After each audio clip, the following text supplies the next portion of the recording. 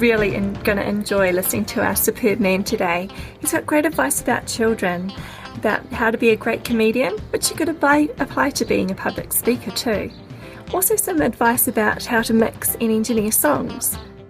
So parents, you're in for a real treat. Let's go. Our superb man today has a degree in philosophy, but has chosen to follow a life as a comedian. He started with the duo act with Chris Hardwick. Recently, they made a music video, Goosebumps, which has over 1 million views on YouTube, which happens to be about a quarter of New Zealand's population.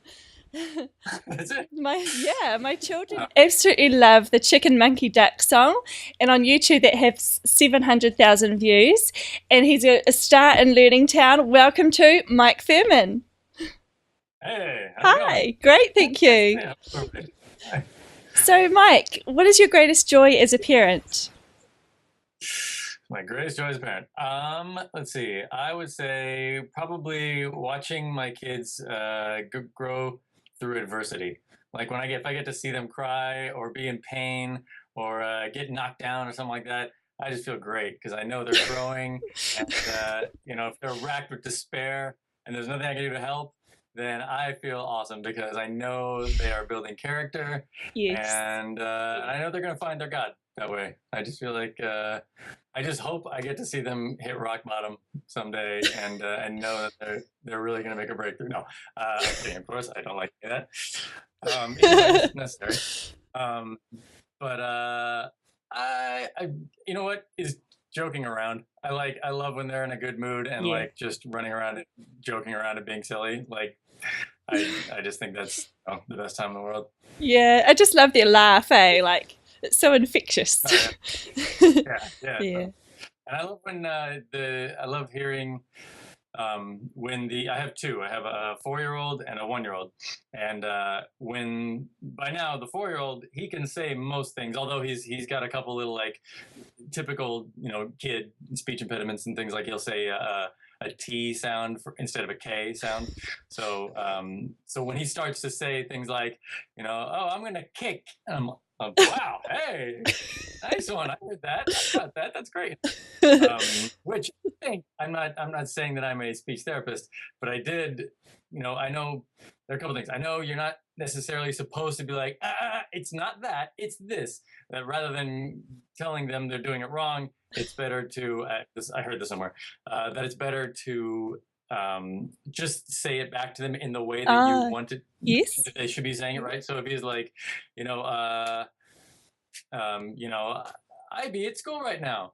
I could be like, you are at school right now. Yes. Well, although that doesn't really work. But anyway, I understand what you're saying there. Yeah. But yeah, like if he pronounces a word, you don't go, that's wrong. It's actually that you just, if he said, actually going along with that one, if he said, I'm going to stool, which right there, he's talking about going to the bathroom. He's just very technical. But I'd say you are going to school. That's right. Yeah. Without being condescending. But when I knew that he, as of like 3 years old or so, he's not really doing a K sound at all. He's just, everything is, he's figured out for him is the, closest approximation he's going to have. So I started to do a thing where I would try to get him to like, say things like, car. Wow. Because he likes doing sounds and he likes doing like weird little, so I'd be like, car, and he'd go, tar. Yeah. So I'd be like, keep going. But over the course of like 6 months or whatever, eventually I'd be like, car. And he started to do it. And little by little, now he's not. So again, I'm not a speech therapist, or probably be like, you idiot, you've ruined his case. Well, like, so can you catch a ball with me? And I'm like, he doesn't want to get that weird accent. Well, my daughter, my youngest daughter, Sophie, she can't say S. She says a D sound instead. So she calls herself Dopey, which my family thinks is hilarious. What's your name? Dopey. And she's the same. I go, Sophie, Dopey. Like, you just can't get it. And that's like my 1-year-old, he can say things like mama, and he can say baby. His like 4 words are mama, dada, baby, 5, da for dog, and ninja. Awesome. Like, top 5. Yeah. So cool. But you can't bridge two concepts like that. Like if I try to do mom, like dad D, he can do da and he can do D, but I'm like da, D, da, D. Da, da. Like, yeah. All right. Well, that'll come eventually. Yeah. But what I was gonna say was one of my favorite things, and Grace Joyce, is to hear something new. Hear like when he did like the first time, and by now I don't even remember when they happened, but like, it's those moments where they catch you, like like when he said, baby or ninja or something like baby out of nowhere. I was talking with a friend who was saying that it's like when your dog talks. It's like you're sitting there and all of a sudden, your dog. Oh my God, that's fantastic! So I love that. That's awesome. So we have lots of wonderful memories of our own children, but do you have a fond memory of when you were a child? Yes, I have one fond memory. Oh, phew. My favorite thing ever was and this is the one that's coming to mind. And it's one that I specifically have thought about, like someday I'm going to do that with, my kids.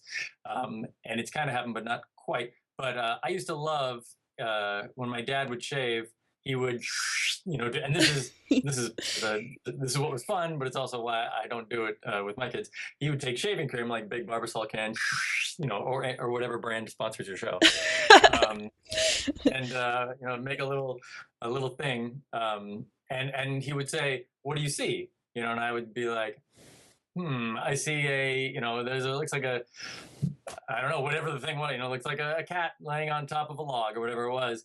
And I just thought that was like the greatest thing in the world. Like we did that all the time. It just felt like, wow. I don't know why. Just, it stuck with me like as of when I was like 10, I was like, someday I'm going to do that with my kid. And now the thing is, I use this stuff called Cremo, which is a shaving cream that is very concentrated. And you only need like this little...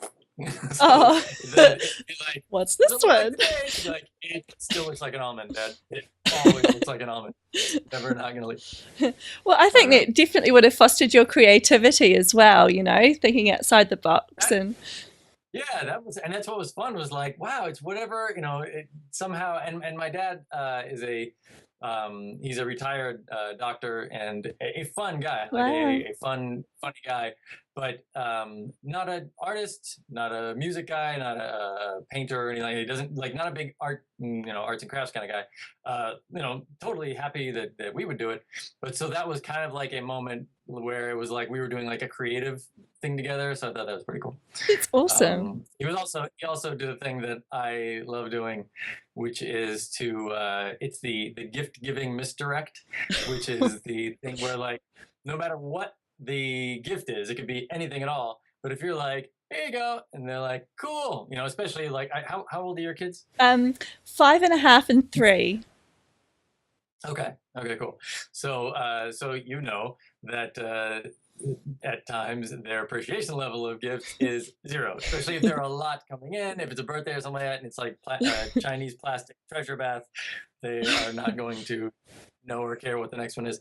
But what I always loved was my dad would do a thing where he would say, all right, here you go, and it would be some like not great present, like a little dorky thing, and I'd be like, oh, okay, cool, and I'd probably say, thank you. Yeah, okay, well, it's not very good, but okay, thank you. Thanks.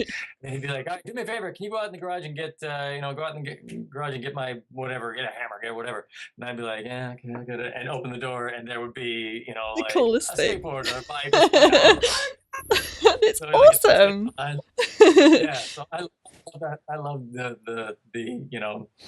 I love doing magic tricks. I love just kind of the like making the world throw to them, like that's fun for me. And it's fun to watch him also. Milo, the older one is Milo, the younger is Eli.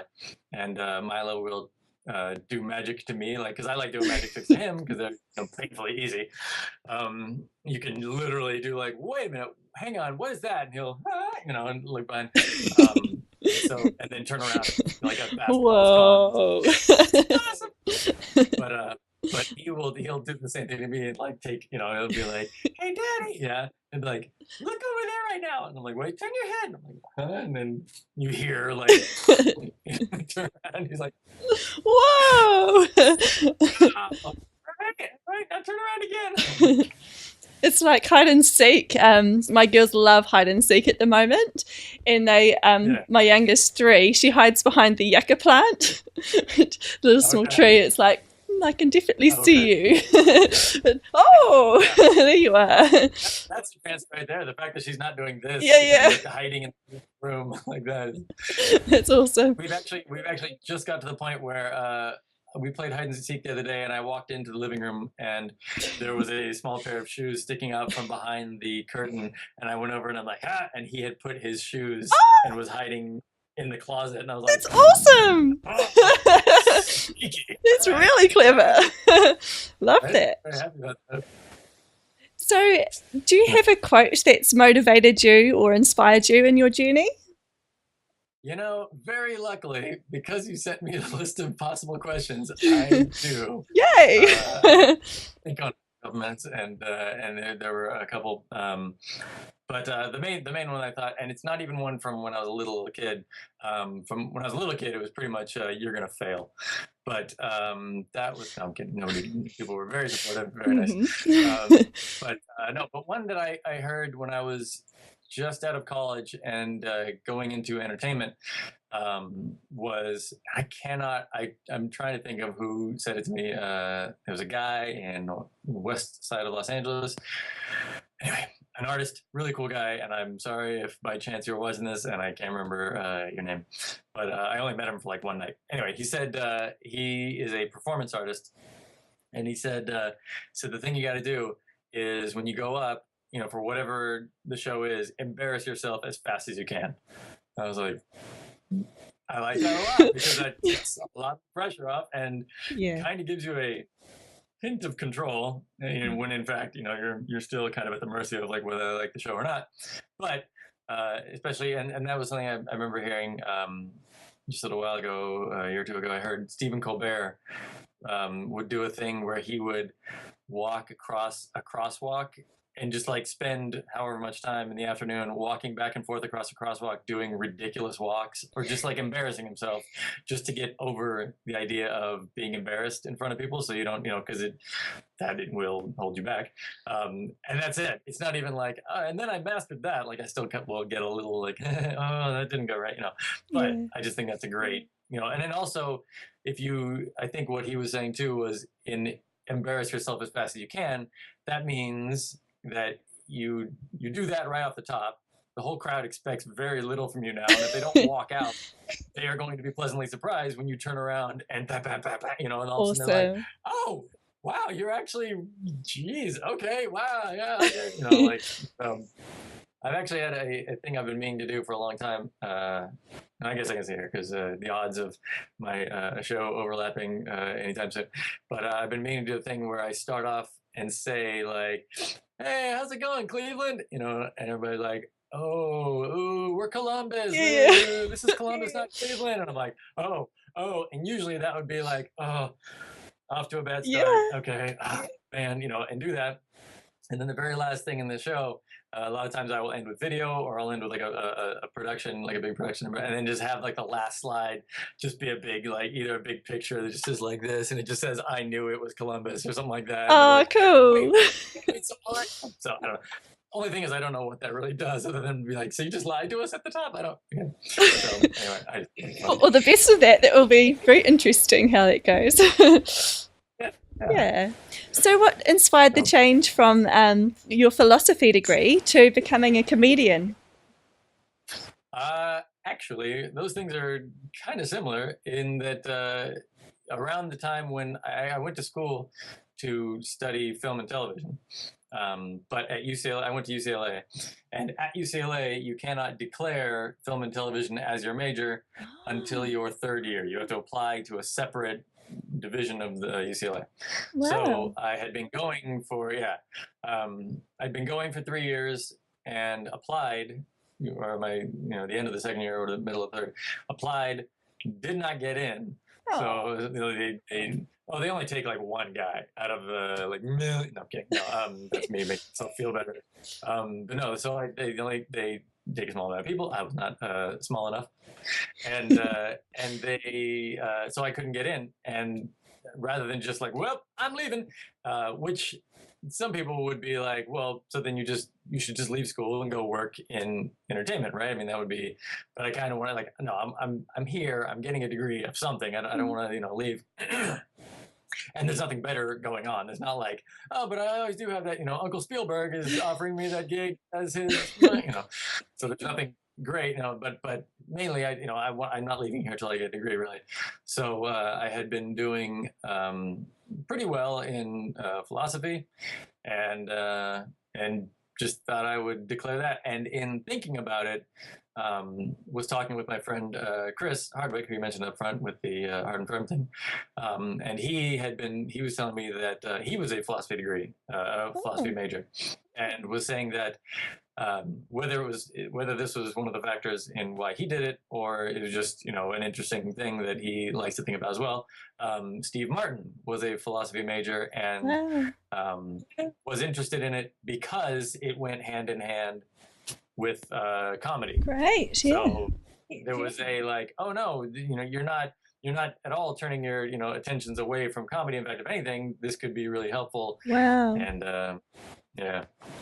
So, well, that's a great hint and tip for anyone who wants to get into comedy, huh? Like, go philosophy. Sure, yeah.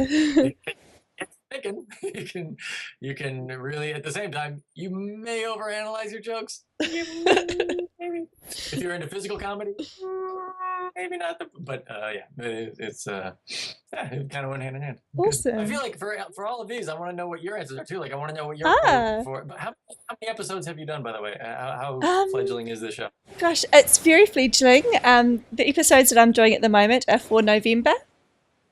So this is the 4th episode I've done so far, and I've got a couple more booked in the over the next couple of weeks as well. And but I've had such a positive response. I'm just being blown away. So just asking people and they're saying yes. So I'm like, great, let's do it. Yeah. I figure I can save this to I'll save it to the end, but remind me to mention your book. Oh, anyway. That's all right. By the way, do you have a quote that has anybody asked you? Am I treading on well-trod ground? No. If I ask what your quote is? Well, I don't know. I really like the what's her name? Mother Teresa.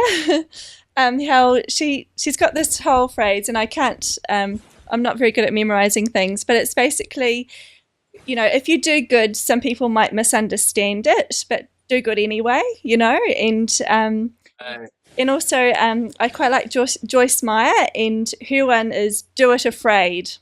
So do it afraid. Yeah, so like for me, like cool. Contacting people when I first, I started interviewing my friends, and when I first contacted my friends, I'm like, what am I doing? Like, are you serious? Right. And then the same when I did my first interview with a non-friend, or a new friend, I should say. And it's like, what am I doing? They were a friend at the beginning, but you didn't like their answers so much. So by the end, no. So what would you believe is thanks? What do you believe is your greatest success, and why? Oh boy. Let's see, greatest success and why. I would say it is probably landing my wife and getting to a place where I get to make music for a living. And I don't know the thing about this, this as a career path or a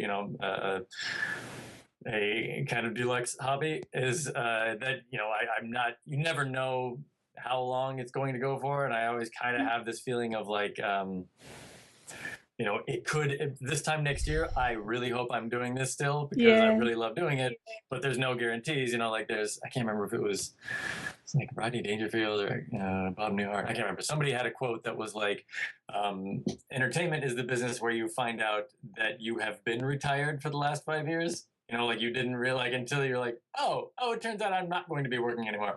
Okay, so I'm out. But it's also, I'm very lucky because it feels like as long as there is time to do it, this is one of those things. Like if anybody ever says like, oh, I wish I could play piano, but I think, well, it's not like rugby where you like your prime years are behind you. All you have to do is sit down and move your hands gently. Like you have your whole, like the music and, even producing music as the computers will of course get better and better, is one of those things that I love thinking about the future of, because I feel like there's no reason why at 90 years old I can't still be like, okay, create a blank audio track. Okay, now let's create it. Like I feel like there will always be, like you can always kind of do it if there's time. You know what I mean? Like if you have the job that works you to death.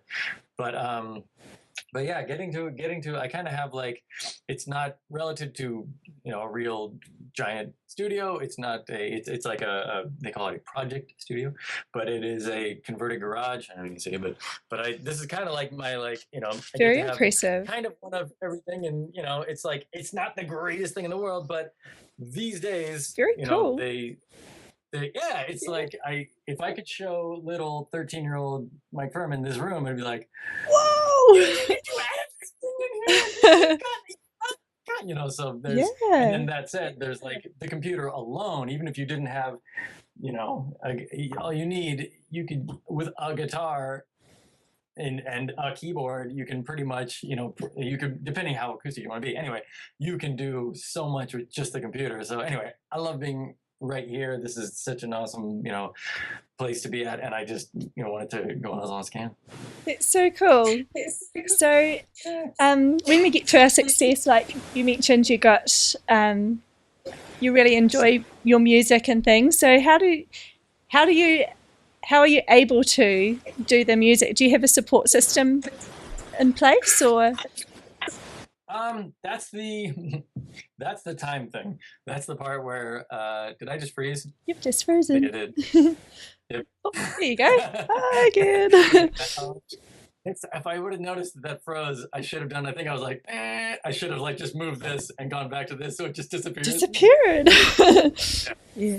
And then your 4-year-olds would be like, whoa. But no, so the time factor is, that's the only thing that the tools are here, and I'm a little more tool oriented over here. I'm a little more of a tool myself, but the time factor is rough. Yeah. And my wife and I both work, and we both kind of split the kids and work. Yeah. So support wise, I don't have an assistant or a personal assistant, or we don't have family around. We pretty much, her family lives far away and my family lives far enough away.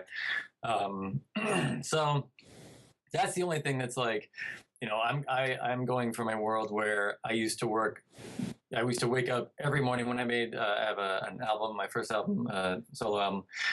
My first album, like with Chris, like I worked round the clock on that, just for, I think the last month was just nothing but that and food, and just kept going and going. Kind of like I engineered it and mixed it and all that stuff. I wouldn't even call it mixed it. If I listen back on it, it's terrible.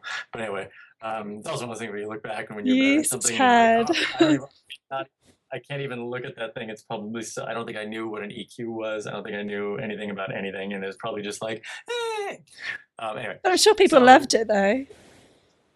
Well, you know what? Because it's comedy. Yeah. So it kind of one of those things where like, nobody's listening to it because it's like the hot new sound necessarily. They're just listening because they want it to be funny. Yeah. Hopefully. Yeah. So, but that said, now I do take an interest in the music side of it too. So anyway, but yeah, I used to, get up at 7 a.m., work till noon or 1, and then whatever the rest of the day was, I can do all these other things, and then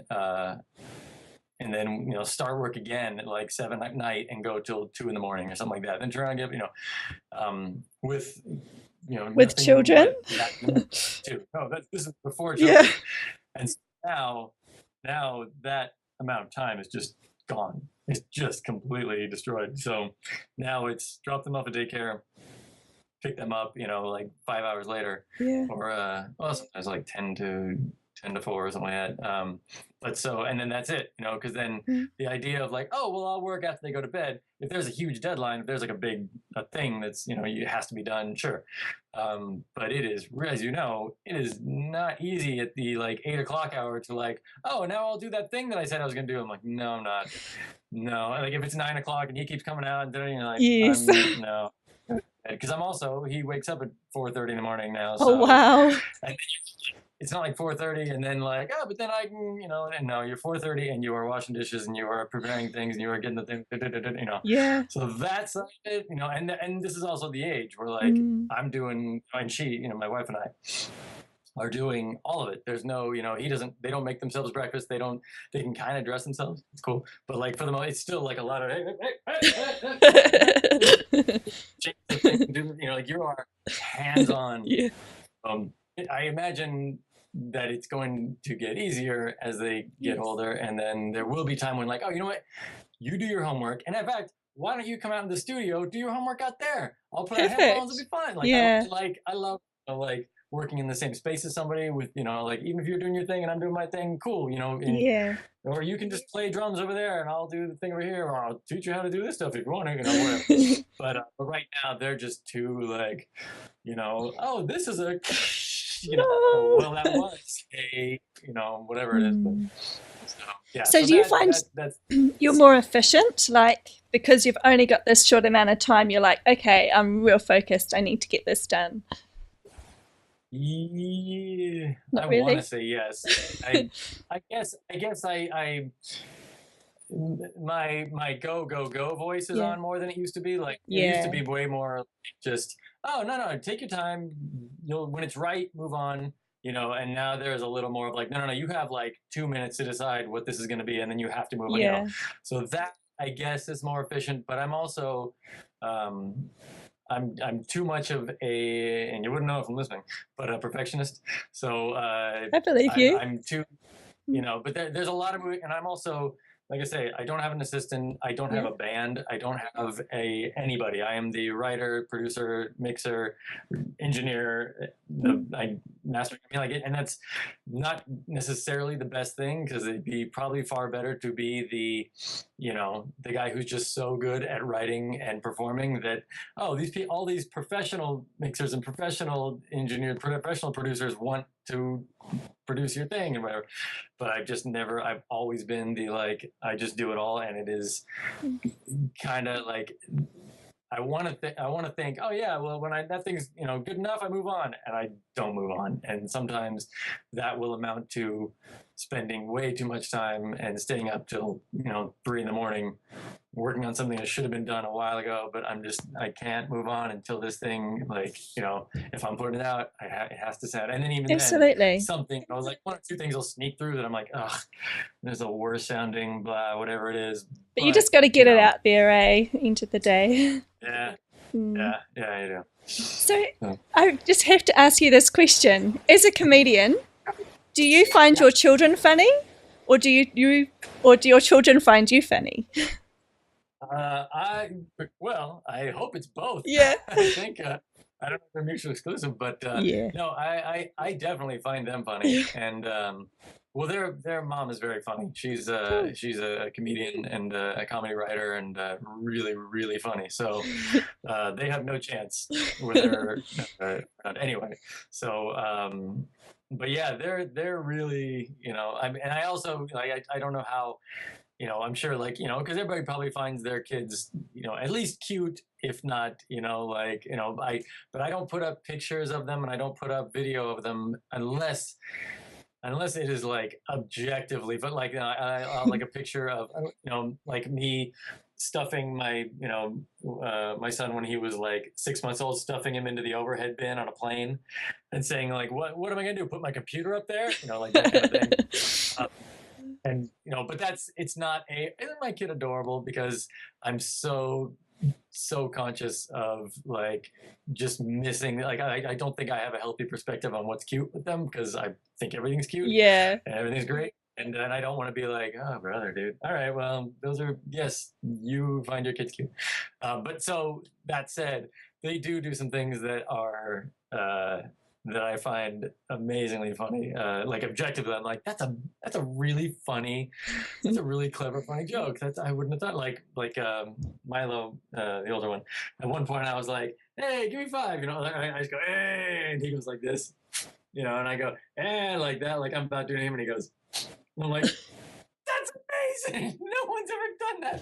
That's genius. And he probably didn't. But he's he's really funny. And I also like doing they find me funny? You know, like they find big, you know, clownish stuff funny, of course, like in, you know, like acting like, you know, ridiculous, you know, like that kind of nonsense.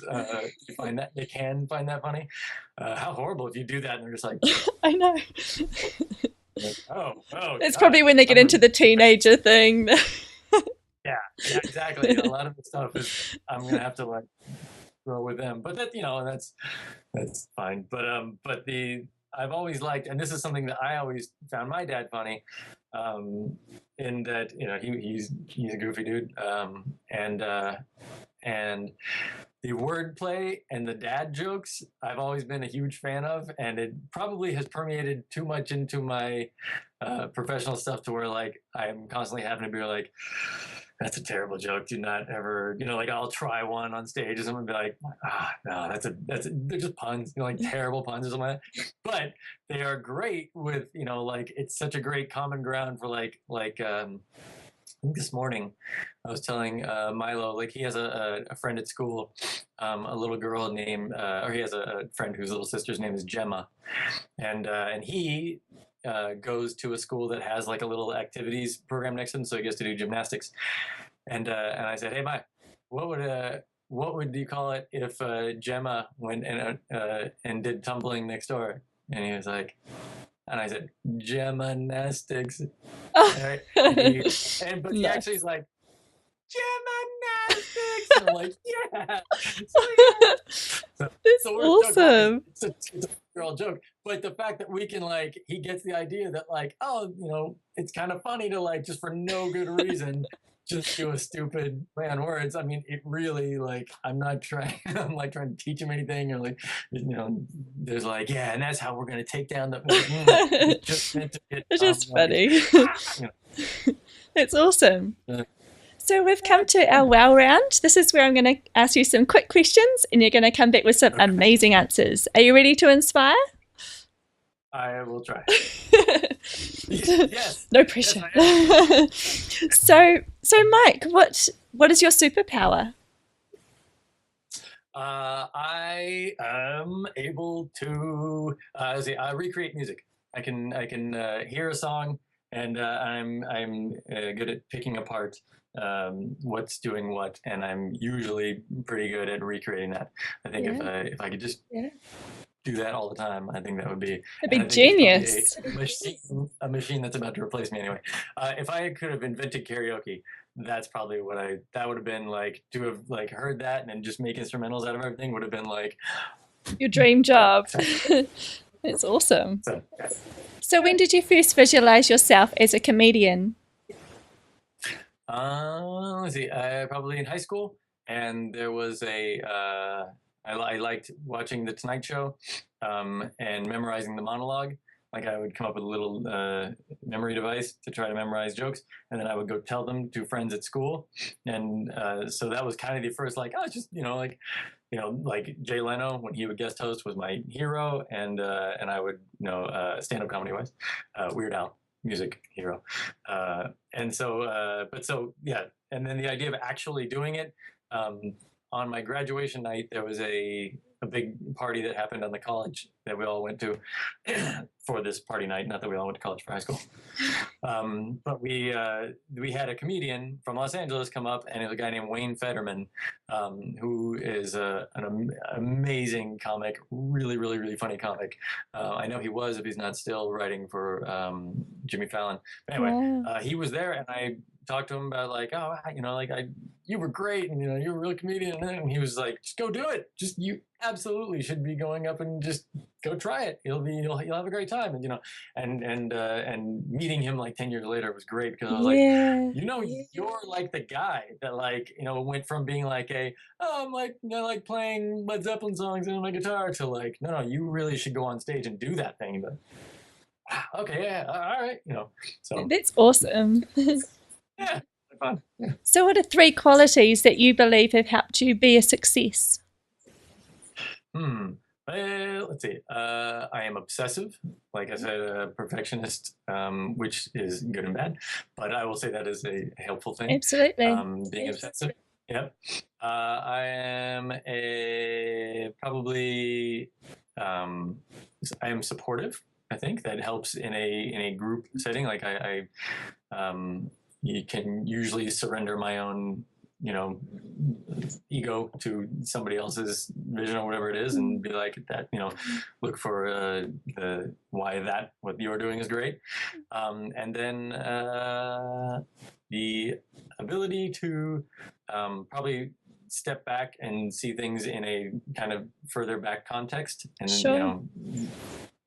Helps in a comedy way, and it helps in a not get too freaked out by terrible things way. So absolutely. So you're being objective, you'll be able to not try to be. I mean, and even stepping back, knowing that I'm the one who's in a situation trying to be objective, like you can also get like it's a way to instantly be a meta comic who's constantly like context of the joke, and then like, oh god, but probably. That's awesome. So what would you like to be remembered for? This interview. No. You're about to be the most successful interviewer in all of my interview, so that's going to be huge. No, but maybe there's no reason to say no. Actually, for all we know, if you love it, you could do it. But I would like to think that it would be for something that I have not yet done. Wow, that's really cool. Because if it's like, oh, for that one song, then that's kind of like, oh, yeah, I guess I'll probably never top that. But I'd like to think it's like, oh, no, in 10 years, you're going to make this one thing that's going to be like Wild Stallions, Awesome. I love that. So do you have a charity that you're passionate about? I give money to the ACLU, which is the American Civil Liberties Union. The American Civil Liberties, I think it's union. Anyway, but yeah, I don't give as much as I would like, but give something as much as I can to. They will pay for a lot of legal proceedings and stuff like that. That and the what's it called? Oh, I can't remember, but it's the one where they like protect polar bears and trying to keep the Keystone oil from basically try to keep from just turning a hose on and spraying oil all over the place and turning the country into Mad Max. Sounds great. So do you have an internet resource that you just love right now? I do. I am obsessed. Like I say earlier, I'm really I do kind of get more into the music side of things. At one point in the last couple of years, I just realized that every song I make sounds like it's made in the 70s or 60s. I mean, no, 70s, 60s, 70s or 80s. Like I have like a hardcore 80s vein, like I can't, a lot of times it's very hard for me not to make a song that sounds like a 70s or 80s song.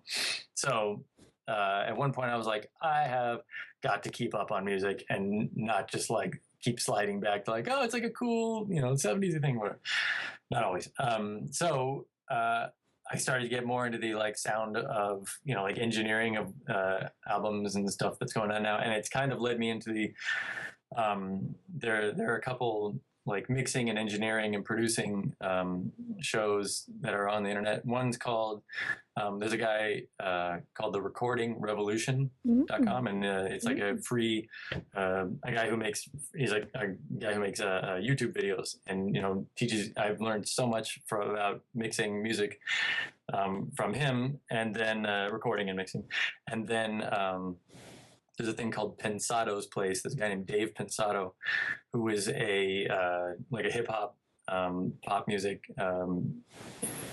mixing engineer, and he has a show where he brings on, you know, like the biggest producers and the biggest engineers and the biggest everybody, and you just hear about everything that's happening, not on the you know, the red carpet side, you know, they like, you know, here's what goes into the sound behind all these, like, you know, great contemporary albums, and it's just and it's free. I mean, it's one of those things where, like, you know, the sponsors are doing a great thing because, you know, like it's free content for me, but at the same time, like, I know they're constantly saying, okay, so this show is provided by, you know, by Avid and by Vintage King or whatever, and I'm like, dude, Avid and Vintage King, I love you. I'm in your family. Thank you for this. You guys are, you know, it worked. I'm totally on board. I will stick with you as much as I can, you know. So that the amount of stuff you can learn on the internet about whatever the thing you love is,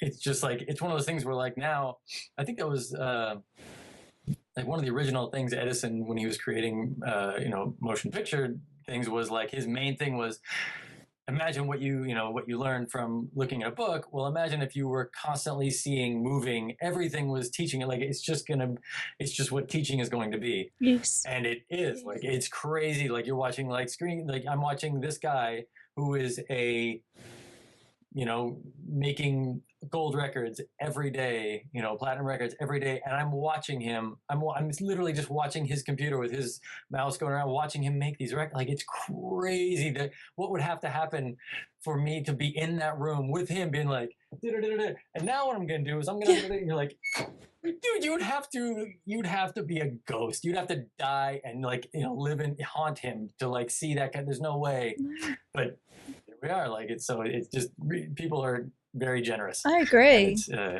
yeah, it's really cool. It's good. It's a good time to want to learn things like that. I agree. Like, YouTube, especially the clips there are great.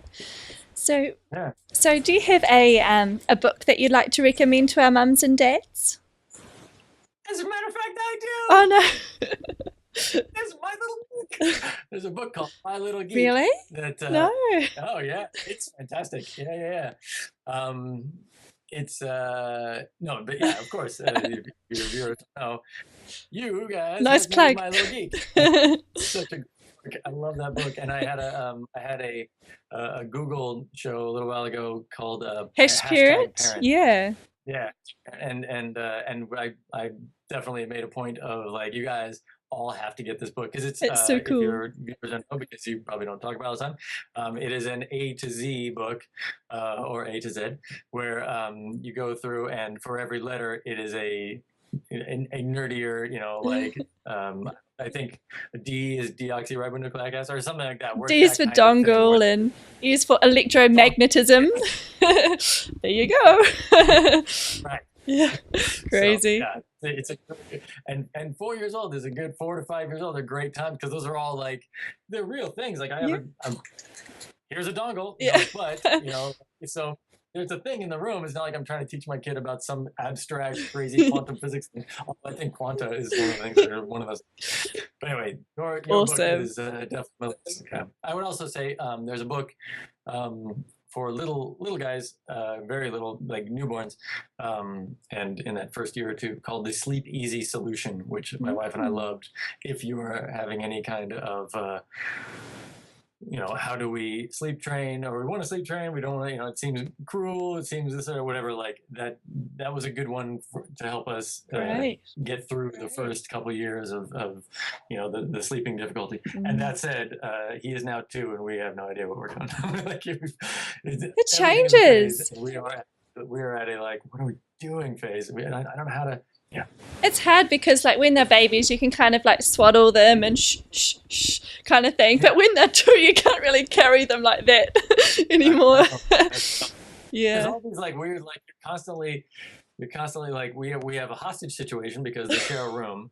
We have to get the one out of there without the other one waking him up.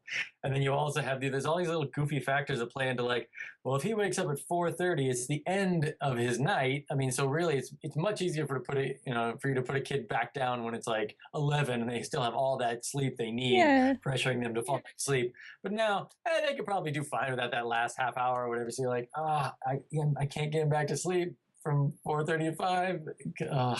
So anyway, but that said, Sleepy Solution was a great book, and it definitely got us through that one. And that, like you were saying, when they're at that age with like the 5 S's, I don't remember what that was. Happiest Baby on the Block, I think it was. Okay. Which was a really good, Happiest Baby on the Block. I could be wrong about that name, but it's the one that has 5 S's where it's like, swaddle, suck, like you put a finger in their mouth so they can suck. Shush, so you shh, and shake, I think is one of them. Like you do a little bit, So I love all the things where you try to like recreate a womb. Like they should. True. How about this?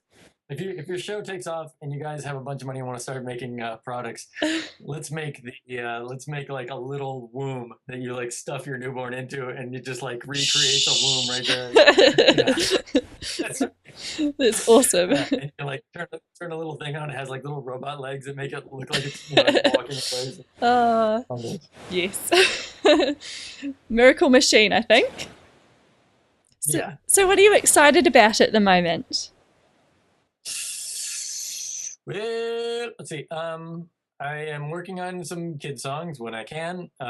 So that the Chicken Monkey Duck song, which you referenced earlier, has been very good to me and to a lot of little guys out there and little girls out there. And was not meant to be a kid song necessarily. It was just kind of like a silly, that's just my sense of humor. And luckily, I have a relative. I mean, like I'm usually, this is not. Hard and Firm stuff is separate from this entirely because my own personal sense of humor, I usually stay pretty much PG. Like I just for whatever reason have always tried to stay clean. Hard and Firm stuff is definitely not clean, but which I also very much enjoy. But so all of a sudden I've kind of got to this place where I'm just doing stuff that is focused like kind of what would we call it, like it's family oriented or it's parent oriented, but it's not necessarily like it's not the Wiggles. In fact, I have a song that spoofs the Wiggles out of called Do Just What I Say. If you go to iTunes and look for Do Just What I Say. But there's they're a group of songs I'm making these days called I'm putting them under someday they'll be on an album. I'm just releasing them one at a time right now, but they are in a category called Songs to Sing at Children. So I have I guess like 2 or 3 of those, but they're very slow going. Like they say, like these days the productivity is so low that it's it's as fast as I can get them going. But it will be brilliant when it comes out, of course. I hope so. Yeah. Hopefully the kids who are kids right now will still get to enjoy it while they're kids. But maybe they'll get to hear it with their kids. Maybe it'll be 20 years till it comes out. But that, and then I did a song that is based around the movie Pacific Rim, which I don't know if you saw the movie Pacific Rim, but anyway, I personally loved it. It was really fun. I have very good friends, very clever, smart people who did not like it at all. I am very clever and very smart and loved it. Awesome. And I made a song about it. So in the next month or so, it's going to come out. And it's, what is that called? Not This Time, the Kaiju song. Awesome. So I'm very happy with that. We'll definitely put that in the show notes when it comes out. It sounds great. Oh, nice. Yeah. Cool. And that was not a kid song. That one, although my 4-year-old and I will play, as soon as I saw Pacific Rim, I was telling him about it, in the way that you, as you know, is in the way that you do explain things that are, I'm not going to tell him about everything that happens in the movie because he's not ready to know about some horrible things.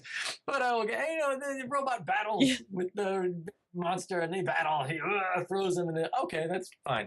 So we play where he's on the couch and he's a Jaeger and I climb off the carpet onto the couch and I'm the kaiju and then we battle and he ends up throwing me. Awesome.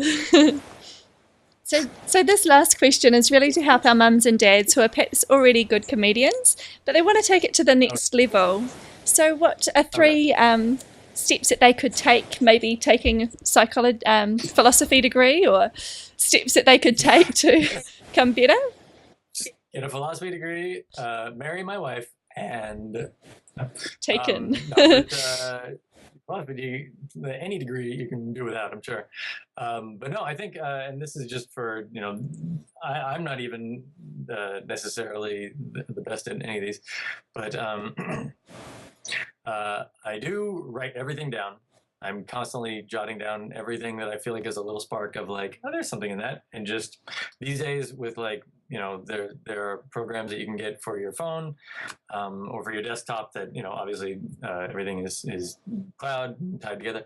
I recommend I love this program called Evernote. Yes. It is you use Evernote? My husband does. I just use notes. Use actual notes. But no, I live with this thing on me at all times. Cool. And you can tag stuff. You can have different notebooks within this. I have a music one. I have a comedy, like a stand-up one. I have whatever, and yeah. So I would say write everything down. And anybody who's going into stand-up probably already knows this, but perform for strangers. Don't just try your jokes out on your friends and be like, oh, I'm great. You constantly need to be performing for strangers, which I don't these days. My amount of performing I do these days is like, I think I've done like 5 shows this year. I mean, like I rarely, I'm kind of, I want to think that I'm going into my Brian Wilson Beatles where they don't perform, they just stay at home and make brilliant things. Yeah. That's the upside of it. But no, if I were serious about doing stand-up, I would be out performing all the time and watch comedy. As much. There's so much great stand-up, and it's kind of a double-edged sword because on the one hand you can be very inspired and be like, oh, that's so great, and being at a club just makes you think in terms of stand-up, and going on stage makes things turn stand-up. It can also be like, depending how self-defeating you are, you could be like, oh man, they're so good, I'm not gonna. But anyway, that's you can run into that with absolutely everything. So I will just say, keep writing, perform, and bomb as much as you can, and we can bring back the from earlier, embarrass yourself, and just keep watch a lot of comedy. That's great. So before we say goodbye, would you like to share some final inspiring words with our mums and dads, and perhaps how we could get in touch or follow you? Oh, sure. You're so nice. I will say everything is a phase. I will say good or bad. Enjoy it while it's here because it's not going to last. And don't worry about it too much because it's not going to stick around very long. So everything will, suck up the good and don't get too bummed out by the stuff that is impossible, because it won't always be impossible. I'm finding, I say that having, again, 4 a.m. But yeah, that's that. That's and then, I mean, it's stuff that, somebody told me everything's a phase, and it's been like, that's such a great way to, keep you centered, Then, and then if you want, I'm on Twitter, which is just at PHIRM, at Phirm, and then just Mike Phirman, spelled just like it doesn't sound, MikePhirman.com. Awesome. I usually update that, but mainly Twitter and Facebook and that. Oh, well, thank you so much, Mike, for being so generous with what you shared today. We've really enjoyed listening to you. You've been such a great comedian on here. And we just, really thank you for inspiring us today. And we wish you every good thing for your journey ahead. Thank you. Thanks, Sarah. And thank you for all the I'm looking forward to the new book, too. Oh, thanks. Looking forward to yeah. So I really enjoyed talking with Mike. And I know you would have really enjoyed it, too. He's so kind and fun and generous with what he shared. And how about you go over to Parentalist.com and send him out a thank you tweet. It's as quick as clicking a button, and I know he'd really appreciate it. So have a great week. Have a great weekend, because you know what? You're pretty great. See ya.